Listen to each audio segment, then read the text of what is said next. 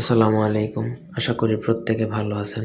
আজকে আমি আপনাদেরকে দূর থেকে শত্রুকে একটা মৃত্যুবাণ মারা বা মরণবাণ মারার বিদ্যা দিব।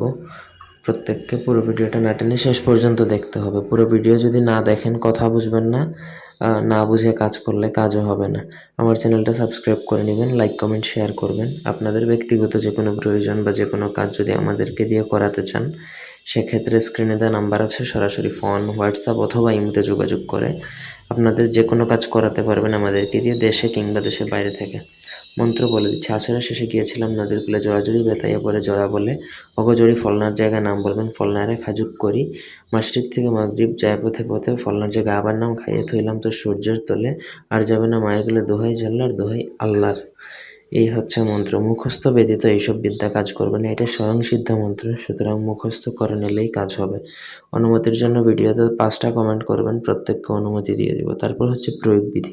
প্রয়োগবিধি হচ্ছে একটা মাটির বোতল বানাবেন।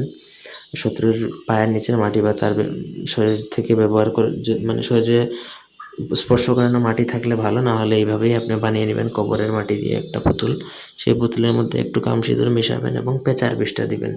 মাখানোর পরে এই মন্ত্রটা ওই পুতুলের উপর একবার পড়বেন, একটা ফু। ঠিক একইভাবে 108 বার করে 108টা ফু দিবেন। ফু দেওয়ার পরে 3টা পেরেক ওই পুতুলের বুক বরাবর আপনি গিঁথে দিবেন।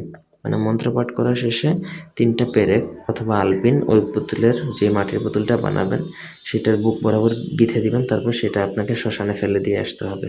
ফেলার সময় যদি ভেঙে যাক, কোনো অসুবিধা নেই, আপনার তন্ত্রক্রিয়া করা শেষ হয়ে গেছে, শেষ। এটা যদি সঠিকভাবে প্রয়োগ করে ফেলতে পারেন তাহলে 72 ঘন্টার মধ্যে ওই শত্রু দুনিয়া থেকে চলে যাবে, একদম নিঃশেষ হয়ে যাবে। ধন্যবাদ।